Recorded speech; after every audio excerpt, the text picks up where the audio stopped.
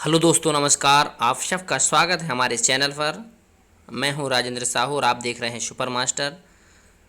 आज की इस क्लास में हम लोग पढ़ने वाले हैं भारत की जनसंख्या के बारे में, और जनसंख्या से महत्वपूर्ण जो भी फैक्ट हैं उन सब के बारे में हम लोग समझेंगे कि जनगणना जो आज 2021 में होने वाली थी अभी टली हुई है, कौन सी जनगणना है, अभी तक कितनी जनगणना हो चुकी हैं, भारत की वर्तमान में जनसंख्या कितनी है, हम जिस प्रदेश में रहते हैं उस प्रदेश की जनसंख्या रेशियो कितना है, जनसंख्या कितनी है, इन सब फैक्ट्स को हम लोग जानने वाले हैं। तो चलिए हम लोग स्टार्ट करते हैं। देखते हैं सबसे पहले विश्व जनसंख्या दिवस 11 जुलाई को मनाया जाता है। मतलब प्रत्येक वर्ष विश्व जनसंख्या दिवस कब मनाया जाता है? 11 जुलाई को। और 11 जुलाई 1987 को विश्व की जनसंख्या 5 अरब होने के बाद प्रत्येक वर्ष 11 जुलाई को विश्व जनसंख्या दिवस मनाने की घोषणा की गई थी। भारत की जनगणना का विषय संघ सूची में सम्मिलित है।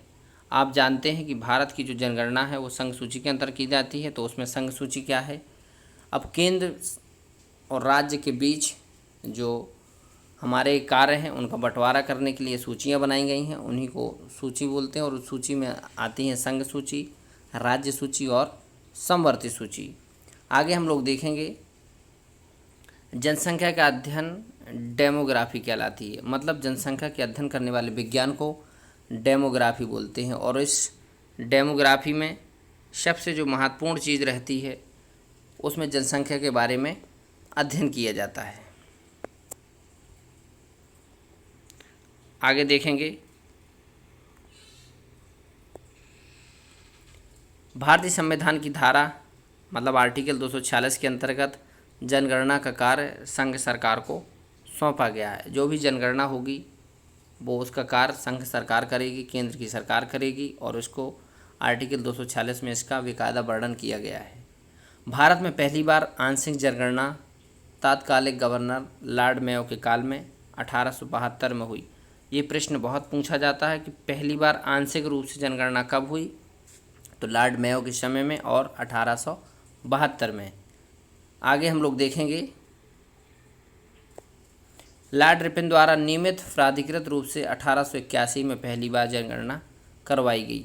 मतलब जो भी जनगणना है अब पहले ये तात्कालिक रूप में ऐसे ही करा दी गई, लेकिन अब प्राधिकृत एक सिस्टमेटिक रूप से 1881 से शुरू होती है और इसके बाद भारत की जनगणना का क्रम स्टार्ट हो जाता है। उस समय भारत के पहले जनगणना आयुक्त थे हेनरी प्लाउडेन। काफ़ी बार प्रश्न आया है कि हेनरी प्लाउडेन भारत के पहले जनगणना आयुक्त थे। फिर इसके बाद जितने भी इसमें मैं पॉइंट बताऊंगा सभी के सभी बहुत महत्वपूर्ण हैं और एग्ज़ाम में सभी के सभी प्रश्न पूछे गए हैं।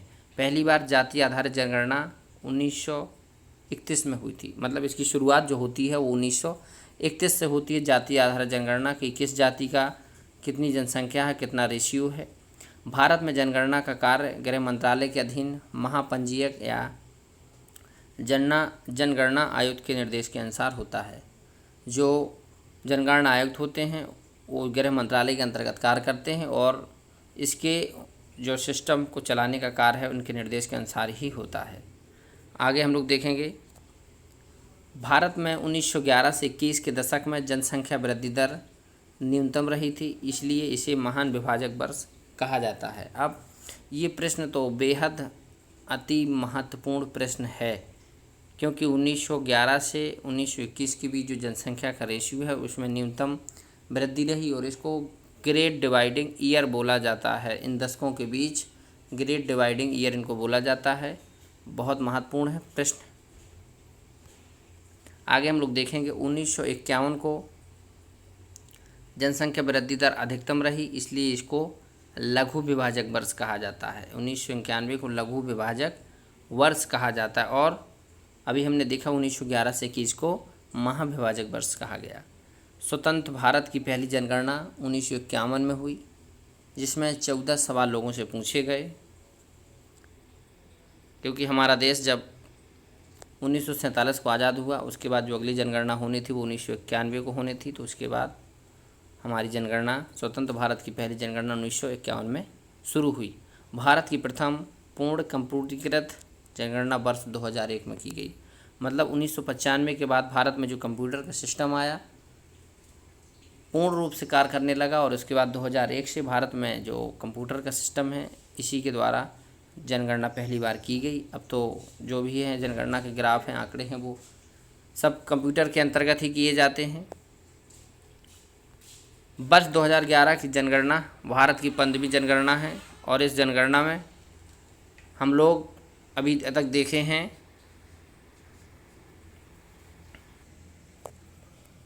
2011 की जनगणना भारत की 15वीं जनगणना है, और इस जनगणना में जो अभी तक हम लोग आंकड़े देख रहे हैं 2011 के ही आंकड़े हैं, और ये अभी तक भारत की ये अंतिम जनगणना है। इसके बाद जो 2021 में होना था वो कोरोना की वजह से टाल दी गई थी कुछ समय के लिए। अब आगे इसके आंकड़े 2022 में आएंगे। 2011 की जनगणना भारत की स्वतंत्रता के बाद की 7वीं जनगणना थी। ये सभी के सभी पॉइंट हैं जो एग्ज़ाम में कहीं ना कहीं पूछे गए हैं और पूछे जाएंगे। आप लोग इनको बहुत अच्छे से समझिए, और जो भी पॉइंट आपको अच्छा लगे उसको नोट डाउन भी कर लीजिए। 2011 की जनगणना में कुल 29 सवाल पूछे गए थे। अभी आपने ऊपर देखा कि जब हमारी स्वतंत्रता 1951 में मिलती है, जो 51 में मतलब स्वतंत्र भारत की पहली जनगणना हुई, तब उस समय 14 सवाल पूछे गए थे। लेकिन आज जो 2011 की जनगणना में बता रहा हूँ मैं आपसे, उसमें 29 सवाल पूछे गए थे। उसके बाद जो 2011 के जनगणना आयुक्त थे वो थे सी चंद्रमौली। ये बहुत महत्वपूर्ण था, कई बार पूछा गया है, तो अब करंट का प्रश्न नहीं रहा। भारत में विश्व की 17.5% जनसंख्या निवास करती है। ये लगभग हमारा जो विश्व है 18% के लगभग 17.5% हम लोग दुनिया में हैं, हमारी जनसंख्या का उसमें प्रतिनिधित्व है, और ये अपने आप में बहुत महत्वपूर्ण है। जनसंख्या की दृष्टि से भारत का विश्व में दूसरा स्थान है। आप जानते हैं कि पहले स्थान पर हमारा चीन है और दूसरे स्थान पर भारत है। इसके बाद हम लोग देखेंगे भारत के केवल 2.4% भाग पर विस्तृत है। मतलब भारत जो विश्व है, दुनिया है, उसके 2.4% भाग पर विस्तृत है, और हमारी जो जनसंख्या विश्व की 17.5% है। आप समझ सकते हैं कि जो जनसंख्या है और हमारे पास भूभाग है उसका रेशियो में कितना अंतर है। इसीलिए भारत का जो भूभाग है वो कम है जनसंख्या के रेशियो के हिसाब से, इसलिए जनसंख्या घनत्व भी भारत में ज़्यादा है। नागालैंड एकमात्र ऐसा राज्य है जहां जनसंख्या में कमी आई है। 2011 की जो जनगणना थी, नागालैंड में जो जनसंख्या का रेशियो है बढ़ने का, जनसंख्या वृद्धि दर है, 10 की वृद्धि दर है, उसमें कमी आई है।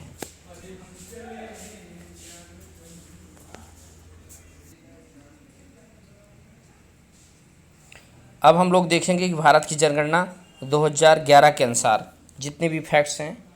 पहला जो पॉइंट है वो है भारत की कुल जनसंख्या 121.5 करोड़ है।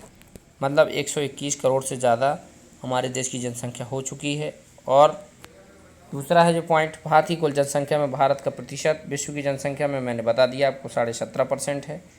जो हमारे यहाँ 10 की वृद्धि दर हुई है वो भी काफ़ी महत्वपूर्ण है और बहुत ज़्यादा हुई है। 18.14 करोड़ लोग 10 साल में वृद्धि होगी 77.7% के लगभग। यदि ईयरली देखा जाए तो 1.64% वार्षिक वृद्धि दर हुई है, जो कि अपने आप में बेहद महत्वपूर्ण है। भारत में पुरुषों की जनसंख्या 62.31 करोड़ है, 62 करोड़ और 31 लाख। महिलाओं की संख्या 58 करोड़ 47 लाख है। सर्वाधिक जनसंख्या वाले राज्य हैं, जो आप जानते हैं कि भारत का सबसे ज़्यादा जनसंख्या वाला राज्य है जो उत्तर प्रदेश है। उसके बाद हमारा महाराष्ट्र आता है और तीसरे नंबर पे आता है बिहार। ये 3 राज्य हैं जो जनसंख्या के घटते हुए क्रम में हैं। उत्तर प्रदेश नंबर 1 पर 16.16%, महाराष्ट्र 1.942%, बिहार 8.07% जनसंख्या का प्रतिनिधित्व करते हैं। आगे हम लोग देखेंगे न्यूनतम जनसंख्या वाले राज्य। ये तो बहुत महत्वपूर्ण बात है कि आप अभी तक देखें कि ज़्यादा जनसंख्या वाले अब ये हैं सिक्किम, मिजोरम और अरुणाचल प्रदेश। ये राज्य हैं जो बहुत कम जनसंख्या, मतलब देश की जितनी भी राज्य हैं उनके राज्यों के रेशियो में सबसे नीचे न्यूनतम स्तर पर इनकी जनसंख्या है। सर्वाधिक साक्षरता वाले राज्य साक्षरता की बात करें तो केरल का साक्षरता प्रतिशत लगभग 94% से ज़्यादा है। उसके बाद मिजोरम आता है और उसके बाद त्रिपुरा। ये साक्षरता के मामले में ये उच्च स्तर वाले राज्य हैं, उच्च श्रेणी के राज्य हैं। न्यूनतम साक्षरता वाला राज्य, इसमें हमारा राज्य है बिहार। सर्वाधिक जनसंख्या वाला जिला देखें तो ठाणे महाराष्ट्र है। उसके बाद न्यूनतम जनसंख्या वाला जिला दिबांग घाटी अरुणाचल प्रदेश। सर्वाधिक जिलों वाला राज्य हमारा राइट आंसर है उत्तर प्रदेश। उत्तर प्रदेश में पूरे भारत के जितने भी प्रदेश हैं उनमें सबसे ज़्यादा 75 ज़िले हैं। भारत की साक्षरता दर लगभग 74% हो चुकी है। और इसमें पुरुष और महिलाओं का जो रेशियो यदि हम देखें तो पुरुष साक्षरता दर 82.14 और महिला साक्षरता दर 65.46% है, जो कि महिला और पुरुष रेशियो में काफ़ी डिफरेंट है। और इसी का आज के समय में समस्या है कि जो रेशियो है वो घटता और बढ़ता जा रहा है। सर्वाधिक साक्षरता दर वाले राज्य मैंने आपको बताया कि लगभग 94% हमारा केरल, 91.6% मिजोरम।